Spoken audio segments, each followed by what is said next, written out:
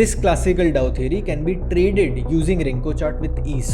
As a trader, हम कब profit बनाएंगे या कब लॉस करेंगे? जब प्राइस या तो हमारे फेवर में आएगा या तो अगेंस्ट में आएगा। सो टेक्निकली टाइम का एक कोई इंपॉर्टेंट कंपोनेंट नहीं है ट्रेडिंग में। प्राइस ऊपर जाएगा तो ग्रीन ब्रिक से प्लॉट होगा, प्राइस नीचे आ रहा है तो रेड ब्रिक से प्लॉट होगा। सिंपल सेटअप, इसमें बहुत ज़्यादा रॉकेट साइंस या डिफिकल्टी नहीं है। प्राइस हायर हाइज बनाएगा, वहाँ पे पार्टिसिपेट करना है। सिंपल डाउ थियरी है, ट्रेंड के डायरेक्शन में डाउ थियरी को ट्रेड कर रहे हैं, हायर हाइज पे पार्टिसिपेट करेंगे, recent swing low will be stop loss.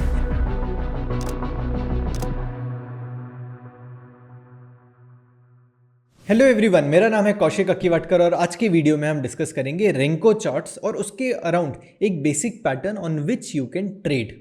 अब रेंको चार्ट्स हम समझते हैं कि एक नॉइजलेस कैटेगरी के चार्ट है। हम इसको नॉइजलेस क्यों बोलते हैं? क्योंकि ये सिर्फ प्राइस को कंसिडर करता है और टाइम को नहीं। This are time independent charts, they focus only on price. कि जब कभी प्राइस मूवमेंट होगा तब हम ये ब्रिक्स प्लॉट करेंगे। और रेंको ब्रिक को अगर आपने विजुअली देखा होगा तो एक ब्रिक चार्ट्स होते हैं, series of bullish and bearish bricks बनते हैं, इसको हम बोलते हैं रेंको चार्ट्स। तो जब कभी भी प्राइस ऊपर जाता है तो हम बुलिश ब्रिक से प्लॉट करते हैं, प्राइस जब नीचे आता है तब हम बेरिश ब्रिक से प्लॉट करते हैं। तो आइडिया बहुत सिंपल है। अब आप इसको एक स्टेप पीछे आके अपनी ट्रेडिंग या इन्वेस्टिंग जर्नी को देखें। So as a trader and investor, assuming that we are not trading options, we are trading equity, हम इन्वेस्टर की तरह इसको देख रहे हैं या एक ट्रेडर की तरह देख रहे हैं जो ऑप्शंस में ट्रेड नहीं कर रहे हैं। अगर आप पीछे आके इसको देखें तो हम एज अ ट्रेडर हम कब प्रॉफिट बनाएंगे या कब लॉस करेंगे? जब प्राइस या तो हमारे फेवर में आएगा या तो अगेंस्ट में आएगा। सो टेक्निकली टाइम का एक कोई इंपॉर्टेंट कंपोनेंट नहीं है ट्रेडिंग में। ट्रेडिंग में आपका प्रॉफिट एंड लॉस डिसाइड होता है based on the price movement. Price आपके फेवर में आया या अगेंस्ट में आया। अब रेंको चार्ट्स इसी चीज़ों को सिंप्लीफाई कर देता है। जो भी प्राइस मूवमेंट इनसिग्निफिकेंट है, इनसिग्निफिकेंट मतलब शायद उसमें डोजी कैंडल बन रही है आज, या एक फ्लैट कंसोलिडेशन हो रहा है जिसमें ज़्यादा बड़ा प्राइस एक्शन नहीं हो रहा है। अब जब ब्रेकआउट आएगा तब रेंको चार्ट भी प्लॉट करेगा और तब कैंडलस्टिक में ब्रेकआउट दिखेगा। सो एट द एंड जो इनसिग्निफिकेंट प्राइस मूवमेंट है हम उसको हटा देते हैं, और जो सिग्निफिकेंट जो इंपॉर्टेंट प्राइस मूवमेंट है, इंपॉर्टेंट मतलब प्राइस अगर मूव होता है तो हम वो प्लॉट करेंगे, तो उसको हम बोलते हैं सिग्निफिकेंट प्राइस मूवमेंट। इनसिग्निफिकेंट मतलब प्राइस कहीं नहीं मूव हुआ। अब इतनी सिंपल अंडरस्टैंडिंग से आज हम एक सिंपल पैटर्न समझते हैं विच इज स्विंग ब्रेकआउट।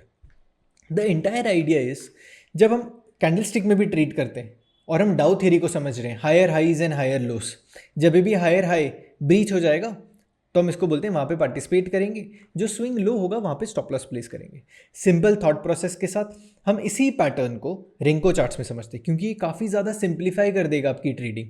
अब रेंको चार्ट्स मैंने सिंपल ओपन किया है ABB का चार्ट ऑन 3%। अब ये परसेंटेज बॉक्स साइज क्या होता है, इसके ऊपर एक अपनी डिटेल स्टडी की, कौन सा परसेंटेज बॉक्स साइज कैसे यूज़ करना है, इसकी अपनी एक अलग स्टडी है।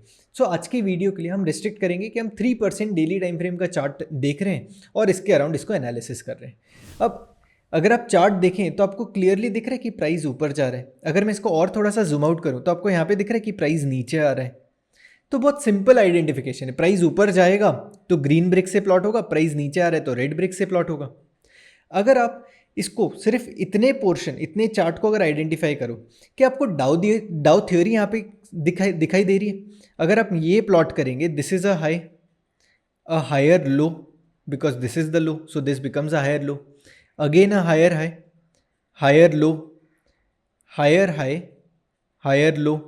क्या हमें डाउ थ्योरी बहुत सिंपल तरीके से दिख रही है? क्या हम ये कर सकते हैं कि जब भी अपने प्रीवियस ब्रिक के ऊपर प्राइस चला जाता है तब हम पार्टिसिपेट करें यहाँ पे, keeping low as stop loss. Every time एक पुल बैक के बाद प्राइस वापस से ब्रेकआउट देगा तो हम यहाँ से स्टॉप लॉस ट्रेल करके यहाँ पे रख सकते हैं। सिंपल तरीका है। अब ये क्योंकि 3% बॉक्स साइज है तो जनरली इसको मीडियम टर्म ट्रेडिंग या लॉन्ग टर्म ट्रेडिंग के लिए यूज़ किया जाता है, मतलब इन्वेस्टिंग के लिए या तो पोजिशनल ट्रेडिंग के लिए। अगर आप वैसे ऑब्जर्व करें तो ये स्ट्रक्चर जब तक बनेगा, higher highs and higher lows, वहाँ पे हम पार्टिसिपेट करते रहेंगे, recent swing low will be stop loss. अगर हम ऑब्जर्व करते जाएं तो हमने ये ब्रेकआउट पे पार्टिसिपेट किया है, keeping this low as stop loss. Price ऊपर जा रहा है, स्टॉप लॉस यहाँ पे ट्रेल कर लिया क्योंकि यहाँ पे हमें ब्रेकआउट मिल चुका है। इस पॉइंट पे फिर से हमें ब्रेकआउट मिल गया तो हमने स्टॉप लॉस ट्रेल करके यहाँ से हम यहाँ पे लेकर आ गए, फिर ये स्टॉप लॉस ट्रेल करके यहाँ पे लेकर आ गए। ये एक पहला पॉइंट है कि जहाँ पे आपका स्टॉप लॉस ट्रिगर हो गया। सो अगर आपने यहाँ कहीं पे पार्टिसिपेट किया है 1000 around those points, you got an exit at 2000, तो आपको स्टॉक ने जो है एक बार एग्जिट करवा दिया। कितना परसेंट मूव है? 100% मूव है, क्योंकि 1000 का 2000 हो गया। अगर आप वापस से यहाँ पे ऑब्जर्व करें तो ये फिर से स्विंग ब्रेकआउट आया और अपने ऑल टाइम हाई के ऊपर भी मूव कर रहा है। शायद ये ऑल टाइम हाई नहीं है, बट अपने स्विंग के ऊपर ये ब्रेकआउट कर चुका है। तो आपने यहाँ पे पार्टिसिपेट किया, keeping low as stop loss. Again ये प्राइस पे आपको कहीं पे भी ब्रेकआउट नहीं आया, इस पॉइंट पे आपको ब्रेकआउट मिला। अब ये ब्रेकआउट में लोएस्ट पॉइंट कहाँ पे? ये पॉइंट पे है, तो अपने स्टॉप लॉस को ट्रेल करके यहाँ पे ले लिया। अगेन फिर से ब्रेकआउट मिला इस पॉइंट पे, आपने ये स्टॉप लॉस को ट्रेल करके यहाँ पे मूव कर लिया। नाउ हमारे पास एक और ब्रेकआउट आ गया, तो ये स्टॉप लॉस ट्रेल होके अब यहाँ पे चला गया। So this system can have an entry criteria also and a trailing mechanism also, because we don't know कि ये स्टॉक अभी कितना ऊपर जाएगा, कितना कंसिस्टेंट, जब तक जाएगा हम पार्टिसिपेट करते रह सकते हैं। So it's a simple setup, और ये पोजिशनल या तो लॉन्ग टर्म सेटअप है, शॉर्ट टर्म सेटअप नहीं है। तो अगर आप इंट्राडे ट्रेडिंग करने जाएंगे तो आपको अलग बॉक्स साइज और अलग टाइम फ्रेम पे करना पड़ेगा, बट हालांकि उस टाइम फ्रेम पे भी ये लॉजिकल है, क्योंकि एट द एंड अगर आप चाहे किसी भी तरीके के चार्टिंग मेथड को देखेंगे, हम ब्रेकआउट्स को ट्रेड करते हैं। सिंपल वही ब्रेकआउट्स को हमने रेंको चार्ट्स पे देख लिए। ये विजुअली बहुत ज़्यादा अपीलिंग है, ज़्यादा क्लीन है, हमें swing higher highs and higher lows काफ़ी आसानी से हमें दिख जाते हैं। अब ये हो गया एक स्टॉक, अगले स्टॉक में चलते हैं। सो आज का थॉट प्रोसेस है कि हम 4-5 स्टॉक्स पे इसका एनालिसिस करते हैं और देखते हैं। अब अगला स्टॉक मैं रैंडमली ओपन कर रहा हूँ। अगर हम अपार इंडस्ट्रीज पे चलते हैं, आई एम प्रीटी श्योर इस वीडियो से आपको रेंको चार्ट्स के बारे में काफ़ी कुछ सीखने को मिल रहा है। अगर आप नोटिस करोगे तो आपको पता चलेगा कि इंडिया में रेंको चार्ट्स के बेसिस पर ट्रेड करने वाले प्रोफेशनल ट्रेडर्स काफ़ी कम हैं, और उन चुने प्रोफेशनल ट्रेडर में से एक है मिस्टर कौशिक अकीवतकर। इसी वजह से कौशिक सर के साथ मिलकर हमने रेंको चार्ट्स पर एक डिटेल्ड कोर्स बनाया है। इस कोर्स में आप Renko chart construction, trend analysis, patterns और काफ़ी सारे दूसरे इंडिकेटर्स भी स्टडी करोगे। By the end of this course, आपके पास एक hands-on strategy होगी which you can use to trade profitably using Renko charts. जल्दी से इस कोर्स के लिए एनरोल कीजिए and continue your trading journey. Now let's get back to the video. 3% के चार्ट पे इसको ऑब्जर्व करते हैं। मैं रैंडमली स्टॉक्स ओपन कर रहा हूँ, ठीक है। अगर हम इसको ऑब्जर्व करें और सेल साइड के पॉइंट ऑफ व्यू से अगर इसको ऑब्जर्व करें, तो ये एक पॉइंट है कि जहाँ पे सेलिंग क्रिएट हो रही, कि प्राइस ब्रेकडाउन देते जा रहे हैं। बट जब भी ट्रेंड एस्टैब्लिश हो गया, प्राइस ऊपर जा रहा है, higher highs and higher lows बनते जा रहे हैं, फिर हम पार्टिसिपेट कर सकते हैं। तो एक सिंपल तरीका हो गया कि हम प्राइस के पॉइंट ऑफ व्यू से कर रहे हैं। इसको और ज़्यादा सिंप्लीफाई करते हैं, हम ट्रेंड एनालिसिस कर लेते हैं कि प्राइस अगर अपने मीडियन प्राइस से ऊपर हो, मीडियन प्राइस मतलब मूविंग एवरेज से ऊपर हो, तो हम कंसिडर करेंगे ट्रेंड बुलिश है। और प्राइस अगर अपने मीडियन प्राइस से नीचे है तो हम कंसिडर करेंगे कि ट्रेंड बेरिश है। सिंपल है। मैं इंडिकेटर पे क्लिक करता हूँ, सिंगल मूविंग एवरेज प्लॉट करता हूँ of 40 brick. Let me change the colour to black, तो मेरी मूविंग एवरेजेस ब्लैक से डिनोट हो जाएगी। अब जब तक प्राइस मूविंग एवरेज के ऊपर है, हमें ट्रेंड बुलिश कंसिडर करना है, और जितनी बार भी स्विंग ब्रेकआउट आएंगे हम वहाँ पे पार्टिसिपेट करेंगे, उसके लो के आसपास हम उसका स्टॉप लॉस रखेंगे। अब अगर हम ऑब्जर्व करें तो यहाँ पे ब्रेकआउट मिल चुका है, ये ब्रेकआउट आया है, ये सारे ब्रेकआउट्स पे हम पार्टिसिपेट कर सकते हैं। लोएस्ट पॉइंट, ये जो स्विंग लो है, इनको स्टॉप लॉस रखेंगे। अब यहाँ पे हमारा स्विंग जो लो है ब्रीच होके स्टॉप लॉस ट्रिगर हो गए। So you participated at this point, exerted here, again you got a swing breakout. अगर यहाँ पे अभी भी कंफ्यूजन है क्योंकि प्राइस जो है वो मूविंग एवरेज पे, सो पता नहीं चल रहा है स्विंग अभी जो ट्रेंड है वो बुलिश है, बेरिश है, क्या है, तो हम यहाँ पे पार्टिसिपेट ना करते हुए यहाँ पे पार्टिसिपेट कर रहे हैं। So this are swing breakouts, हम यहाँ पे पार्टिसिपेट कर रहे हैं। फाइनली यहाँ पे एक ब्रेकआउट मिला, स्टॉप लॉस को हमने ट्रेल करके यहाँ पे कर दिया, ये सारे स्टॉप लॉसेस ट्रेल होते जा रहे हैं। यहाँ से फिर हमने ऊपर ले लिया, फिर एक स्टॉप लॉस ऊपर ले लिया, यहाँ पे हमारा ट्रेलिंग स्टॉप ट्रिगर हो गया। अगेन प्राइस मूविंग एवरेज पे आया बट ब्रेकआउट नहीं मिला। इवेंचुअली अगर हम ऑब्जर्व करेंगे, ये एक पॉइंट है जहाँ पे हमें ब्रेकआउट मिला, हमने ये स्विंग लो का as a stop loss place कर दिया। Again a swing breakout, again a swing breakout here. हम स्टॉप लॉसेस को ट्रेल करते चल रहे हैं। अगर आप यहाँ पे देखोगे कि 1500 का स्टॉप लॉस अब आपका 5000 के लेवल पे चला गया। So this is the way where you can participate in a long term trend.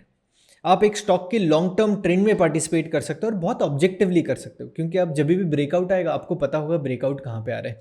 Simple सा तरीका है कैसे ब्रेकआउट आइडेंटिफाई करेंगे। अगर मैं इधर ये एक बॉक्स पे हाई लाइन प्लॉट कर दूं विच इज़ 3022, अगला ब्रिक कहाँ पे प्लॉट होगा। अगर मैं इसी ब्रिक पे आ जाता हूँ तो मुझे एक अगली वैल्यू मिल रही है विच इज़ कंटिन्यूएशन ब्रिक। यहाँ पे आ जाते हैं, कंटिन्यूएशन ब्रिक मिल रहा है 3102.6। मतलब जब भी प्राइस 3102 पे आएगा, ये एक बुलिश ब्रेकआउट मिल जाएगा और यहाँ पे अब हमें पार्टिसिपेट करना है। स्टॉप लॉस कहाँ पे होगा? स्विंग लो पे होगा। सिंपल सेटअप, इसमें बहुत ज़्यादा रॉकेट साइंस या डिफिकल्टी नहीं है। प्राइस हायर हाइज बनाएगा, वहाँ पे पार्टिसिपेट करना है। सिंपल डाउ थ्योरी है, ट्रेंड के डायरेक्शन में डाउ थ्योरी को ट्रेड कर रहे हैं, हायर हाइज पे पार्टिसिपेट करेंगे, recent swing low will be stop loss. Simple setup. आगे बढ़ते हैं, एक और स्टॉक देखते हैं। अगर हम ये स्टॉक को ऑब्जर्व करें तो इधर यहाँ पे इसका ट्रेंड बेरिश है, काफ़ी लंबे टाइम तक बेरिश था, यहाँ पे एक लंबे टाइम तक बुलिश था। हर स्विंग ब्रेकआउट पे हम पार्टिसिपेट कर सकते हैं।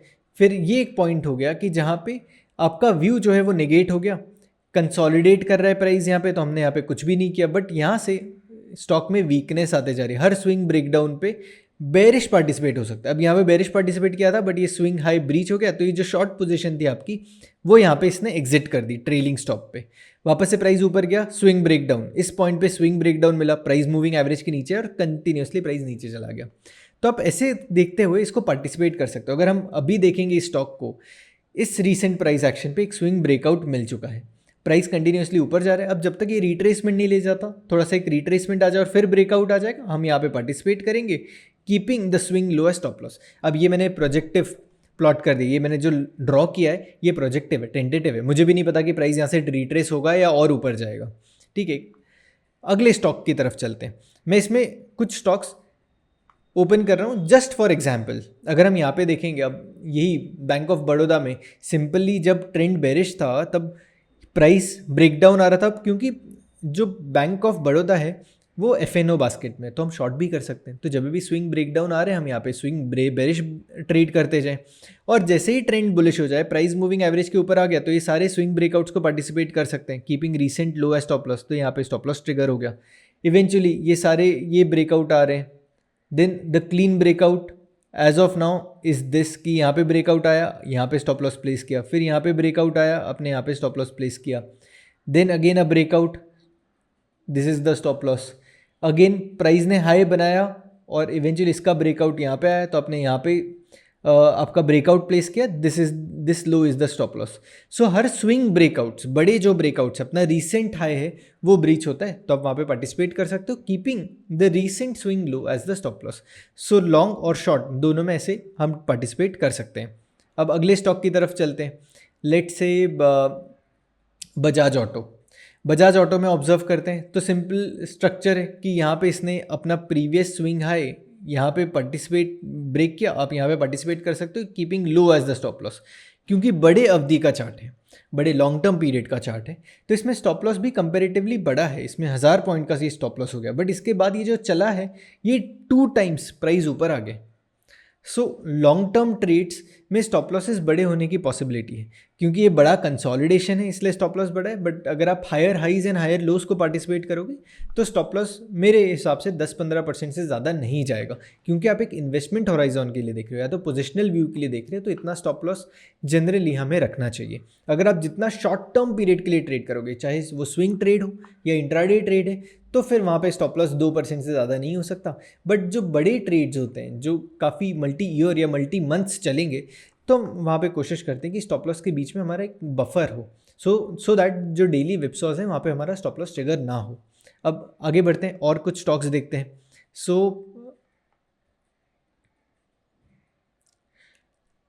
अगर BHEL का स्टॉक देखें हम और यहाँ पे हम ऑब्जर्व करें तो कितना अच्छे से हमें स्विंग ब्रेकआउट्स मिलते जा रहे हैं। So this is a swing breakout का यहाँ पे हमने स्टॉप लॉस रखा था विच गॉट ट्रिगर्ड, और फिर एसेंशियली वापस से स्विंग ब्रेकआउट यहाँ पे मिला, हमने यहाँ पे पार्टिसिपेट किया, हर स्विंग लो पे हम स्टॉप लॉस को ट्रेल करते गए। अब यहाँ पे स्विंग लो कहाँ पे बना, यहाँ पे बना, तो हमने स्टॉप लॉस इस पॉइंट पे ट्रेल किया, क्योंकि ब्रेकआउट यहाँ पे आए तो हमने अगला ट्रेड वापस से पार्टिसिपेट किया यहाँ पे, keeping the trailing the stop loss here, तो जो प्रीवियस स्टॉप लॉस था वो यहाँ पे हमने ले लिया।